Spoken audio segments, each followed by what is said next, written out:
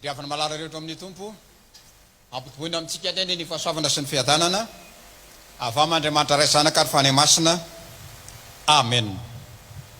Ny tenin'Andriamanitra izay toriana amintsika an'io ry havana dia izay voasoratra ao amin'ny Salamo Salamo fahatelo amby telopolo. Salamo fahatelo amby telopolo ny andininy faharoambin'ny folo no tsongaitsika fa ireo salamo andininy rehetrarehetra ireo amin'ny salamo fahatelo amby telopolo no hotoriana amintsika. Zao ny voasoratra amin'ny andininy faharoambin'ny folo amin'ny anaran'i Jesosy. Sambatra ny firenena izay manana an Jehovah ao Andriamaniny dia ny olona nofidiny olovany.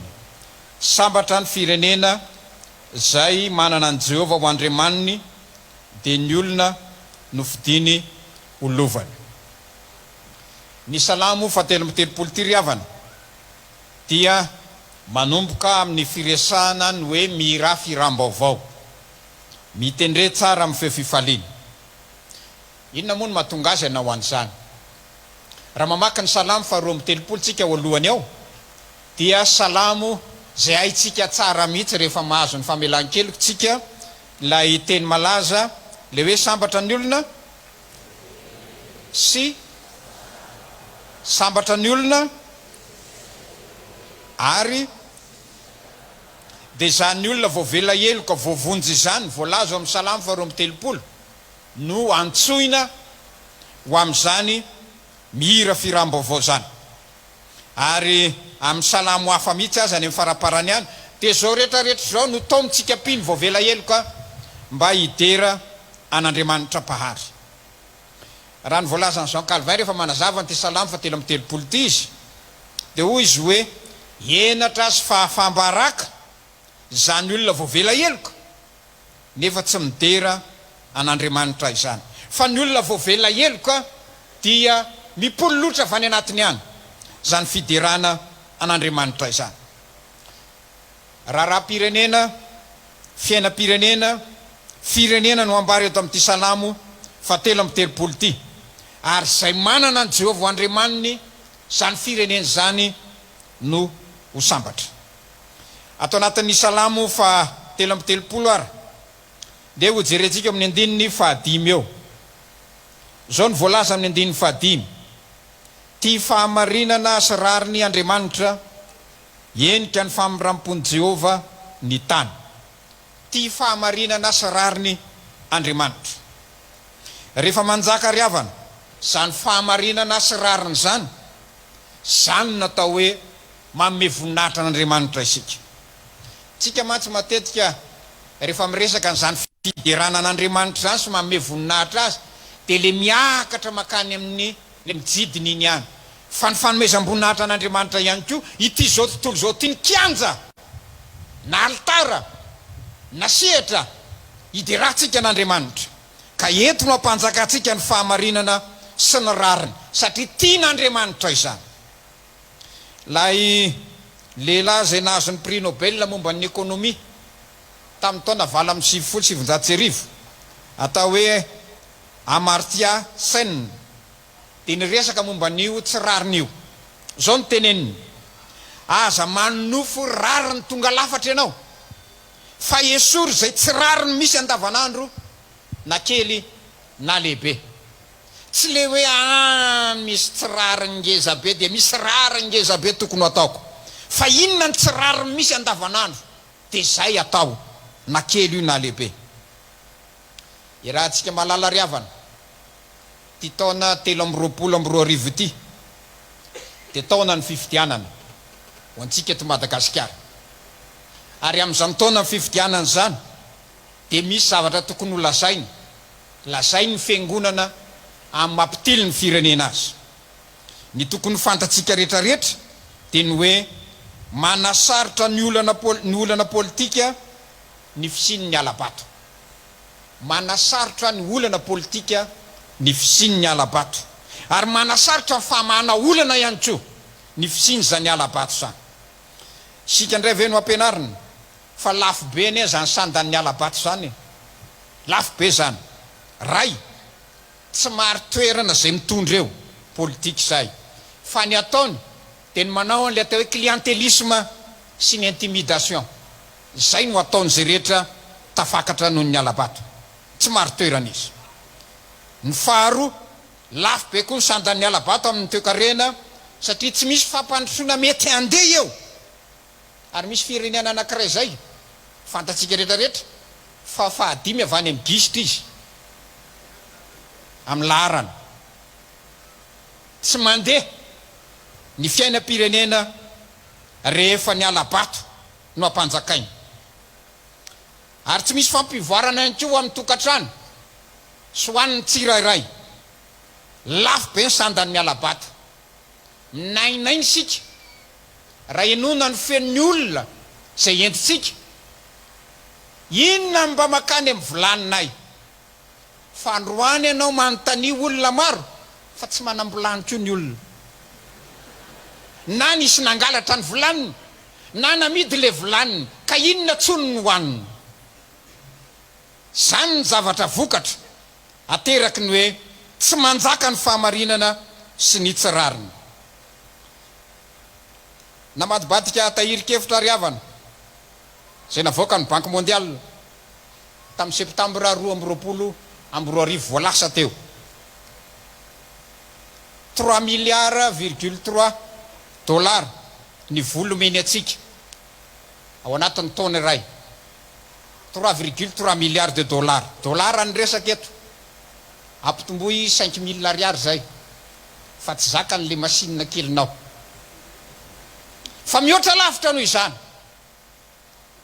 ny tahirina arena ankibon'ny tany fotsiny ressource minière de mahatratra 800 milliards de dollars ny eto Madagasikara araka ny tombana 800 milliards de dollars ny tahirika arena ankibon'ny tany fotsiny de ataovany hoe fampitahany le 3,3 milliards de dollars na 200 taona aza tsy mahatratra ny 700 milliards de dollars io. Zany hoe tsy ny fanampiana ny ivelomana fa fampivoarana ny fiainan'ny firenena mba hanjaka ny fahamarinana mba hanjaka ny rariny fa tsy rariny tompoky ny alabato tsy rariny tompoky ny alatra sy ny zaravilana amin'ny aria-pirenena rehefa mba metimety ny visindratan'ny firenena. Zao ny lazay ny boky ny obolana fahatelopolo zavatra telona efatra tsy mampandroso ny tany ary ny anankiray amin'izany de ny hoe raha ny andevo ny tonga mpanjaka. Io tsisy resaka firazana n'izany de Damasevanga andevo sa andrina tsisy zany ary raha samy zanak'Andriamanitra tsika Andriamanitra nga andevo sa andrina fa ny andevo karena ny andevo pahefana ny andevo ny fitiavatena raha ireny ny tonga mpanjaka tsy tafavoaka isika fa ny olona ty fahamarinana tahaka an'Andriamanitra ny olona ty rariny tahaka an'Andriamanitra no lazay ny mpanao salama ary tenenany hoe sambatra ny firenena zay manana ny Jehovah Andriamaniny satria olona ty fahamarinana sy ty rariny no mitondra. Zatra faharoa resantsika atao anatin'ny salama 7:30 ty dia ny amin'ny andininy fahafito. Zao ndray ny lazay ny amin'ny andininy fahafito eo mampevosany rano ao an-dranomasina ho toy ny atotan-javatra izy mitahiry ny rano lalina ao an-trano fitehirizana izy. Zany zavatra ambaran'Andriamanitra zany riavana de le programme tena mba mampiketriketrika atsika mianakavy mikorina ny ranomamy io tsy mijanona io mikorina le tanimbary miantotohatra reny mahazo ranony any ambony de midina amin'ny ao ambany de midina amin'ny any ambanimbany de tonga any farany ambany mikorina ny rano aza tsy ampidin'le any ambony anie le rano eo hoe manana tanimbary za meme zany na zanatra azany mikorina ny ranomamy de mitety faritra aty afovoatany izy ataony hoe ikopo rehefa mandeha miakandrefanana izy de ataony izy andray ny anarany betsiboka de ajanony eto amin'ny faritra afovoatany anao i rano io hoe mikorina ny ranomamy. Fa mikorina koa ny ranomamy de mitety firenena tsika moa firenena tokana de tsy de hita loatra le izy fa ataovy hoe miala any Egypte de makany ananina de giazo eny io rano io hoe ady tsy vita io ary mila firenena mitambana sy fifanarahana resapirenena mandamy mandreny rano zay mikorina ranomamy reny. Fa isika miresaka zao miaritra ny ranomamy satria mitombo ny isamponina hoara ohatranao fotsiny le raisoanao iny tsy laninao ndray andro fa tao folo otrano ianao dia hitatsika dia ohatrizay koa amin'ny raha rehetrarehetra. Tombo ny isamponina miaritra ny ranomamy, mitombo ny isan'ny industria zay mampiasa rano betsaka, mitombo ny fompiana sy ny fambolena zay mila rano betsaka. Ary izany rehetrarehetra zany no mitarika atsika eritreritra am'izao ory itenenantsika zao. Inona zany zao biby tokony ompiana? Misy biby mandany rano a? Inona ny legioma tokony ho volena sy voninkazo tokony ho karakaraina zay tsy mandany rano loatra? Tokony ho eritreretiny zany satria nainaintsika hoe jirama fa ao aminao koa manomboka eo amintsika io. Nde aka biby anankiray tsy fantatritsika eto Madagasikara ary eritreretina hiditra eto.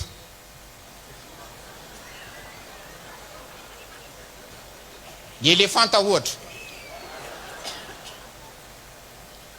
150 kilos par jour, 150 kilos par jour ny zavamaniry lanin'ny elefanta.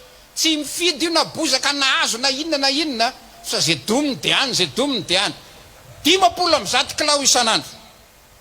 Ary ny rano sotrony izy le mitroka am'le lava orina be iny 10 litatra iny, zany hoe firy aminao troany re mandeha dia lany zay 10 litatra. 150 litres par jour ny rano sotrony. Ore olona barika regny zany ka mampidira éléphant eo dia apetrao amin'ny rano nanosy eo herinandro dia ritra.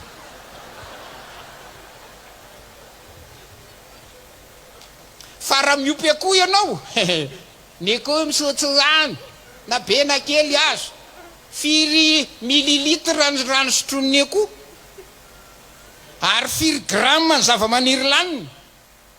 Ary raha ny faminaniana mandeha ny omby sy ny biby lehibe rehetrarehetra ho voasolo ny akoho atsoatsy satria nisy ny dinosaure tsy hitantsony dia milany ray ny biby lehibe dia manomboka any amin'ny kely sisa. Isika hiara-miaina amin'ireny biby madinika reny sisa ka any aoriana any zay manana ranomamy ampy sy betsaka no tafita. Ary zany mahatonga ny firenena maro zay tsy ampy rano mamadika ny ranomasina ho rano azo sotrony, manangona ranon'orana, manao lava-drano sy vovo. Tamin'ny heritaona ohatr'izao tsika nisy fanangonam-bola nataontsika rehetrarehetra teto nahavitana vovo 140 tany amin'ny faritra atsimo. Vovo 140 mila angoniny ranon'orana io, mila manana lava-dranotsika ao anatin'izany. Ary mamaky ny Genesistsika riavana dia mahita hoe tany paradisa ny Genesisa misy rano tao.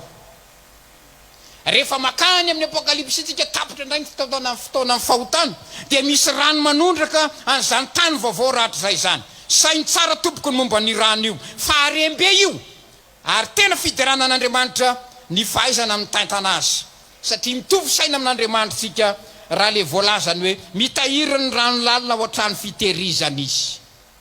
Mila mahay mitantana ny rano tsika me manakavy mba ahafahantsika tafavoaka miaraka amin'Andriamanitra. Mpanjatra fahatelo farany hotsongainy amintsika ato amin'ity salamo fahatelo amby telopolo ity dia ny eo amin'ny andininy 520 sy 720.